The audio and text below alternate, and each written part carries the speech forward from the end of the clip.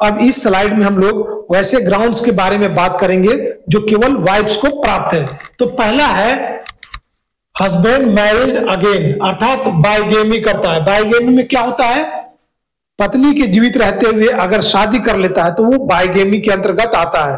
अर्थात एक पत्नी के रहते हुए दूसरी शादी आप नहीं कर सकते, लेकिन ये तब होता है जब कोर्ट में जाता है, तब आपको कोर्ट सजा देती है। अगर देखते होंगे आप लोग समाज में कि दो शादियां हो गई है, दोनों सहमति से साथ रह रहे हैं, कोई दिक्कत नहीं है। लेकिन अगर किसी को दिक्कत है और ये केस कोर्ट में जाता है तो इस आधार पे पत्नियां डाइवोर्स ले सकती है। और इसमें जो पनिशमेंट बताया गया पता है कितना है, 494 और 495 आईपीसी के तहत इन्हें पनिशमेंट भी दिया जाता है। अब बात करते हैं, नेक्स्ट है husband proven guilty of rape, sodomy और बेस्टियलिटी। अगर हस्बैंड को किसी भी केस में, अर्थात रेप केस में, सोडोमी केस में और बेस्टियलिटी में उन्हें सजा मिल गई हो, उनको कन्विक्ट कर दिया गया, तो वैसी स्थिति में पत्नियां चाहे तो डाइवोर्स ले सकती है। अब नेक्स्ट पॉइंट है कि maintenance decree passed under section 125। अब तो बीएनएस में 144 हो गया है। अगर मेंटेनेंस की डिक्री पास हो गई है और दोनों के बीच में कोई कोहैबिटेशन नहीं है, मतलब there is no sexual intercourse between the party, then wife can take ground for divorce. तो ये कहता है ये पॉइंट। नेक्स्ट है कि marriage solemnised when the wife was under 15।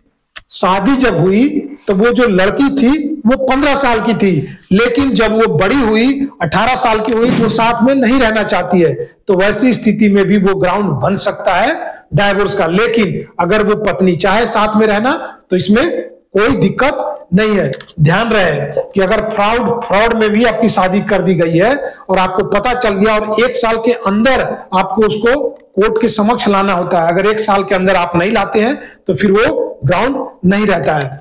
तो ये कुछ ग्राउंड्स हैं जो केवल पत्नियों के लिए है। अब 13B को बताया गया है म्यूचुअल कंसेंट।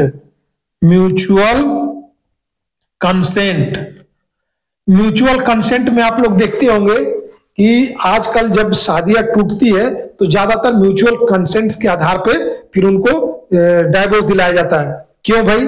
क्योंकि इसमें क्या होता है, आउटसाइड द कोर्ट तो लोग फैसला कर लेते हैं कि कितना पैसा देना है, क्या क्या जेवर लौटाना है, कि बच्चे किसके पास रहेंगे, ये सारी बातें वो आउटसाइड द कोर्ट आपस में फैसला कर लेते हैं। और उसके बाद जब कोर्ट के समक्ष जाते हैं तो उनका पेटिशन जाता है कि दोनों किसी भी प्रकार का कोई पैसा नहीं लिया है और राजी खुशी से एक दूसरे से सेपरेट होना चाहते हैं, तो इस आधार पे भी उन्हें डिक्री मिल जाती है, लेकिन 6 महीना वेट करना पड़ता है।